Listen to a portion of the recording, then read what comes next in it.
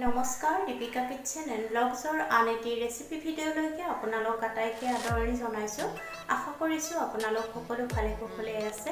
মোৰো বৰ্তমান ভালেই বাৰু। আজি আপোনালোকৰ বাবে চাওমিনৰ এটি টেষ্টি ৰেচিপি লৈ আহিলোঁ। আশা কৰোঁ আপোনালোকে ৰেচিপিটো চাই ভাল পাব আৰু যদি ভাল পায় তেতিয়াহ'লে ভিডিঅ'টোত লাইক কমেণ্ট শ্বেয়াৰ আৰু চেনেলটো ছাবস্ক্ৰাইব কৰি কাষত থকা বেল আইকনটো প্ৰেছ কৰি অন কৰি ৰাখিবলৈ একেবাৰে নাপাহৰিব।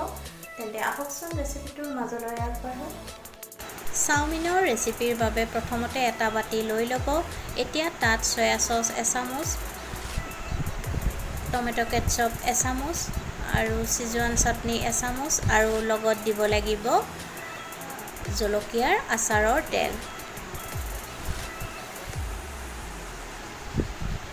আপোনালোকে যদি এনেকৈ চাওমিন বনোৱা নাই এবাৰ বনাই খাই চাব। এতিয়া সোৱাদমতে নিমখ দিব আৰু নিমখ দি সিজাই লোৱা চাওমিনখিনি দি দিব আৰু তাত তেলখিনি গৰম কৰি দি দিব লাগিব। এতিয়া আটাইখিনি ভালদৰে মিহলাই ল'ব। একেবাৰে সহজ পদ্ধতিৰে বনোৱা চাওমিনৰ এই ৰেচিপিটো আপোনালোকৰ যদি ভাল লাগে তেতিয়াহ'লে ভিডিঅ'টোত লাইক কমেণ্ট শ্বেয়াৰ আৰু চেনেলটো ছাবস্ক্ৰাইব কৰি ল'ব।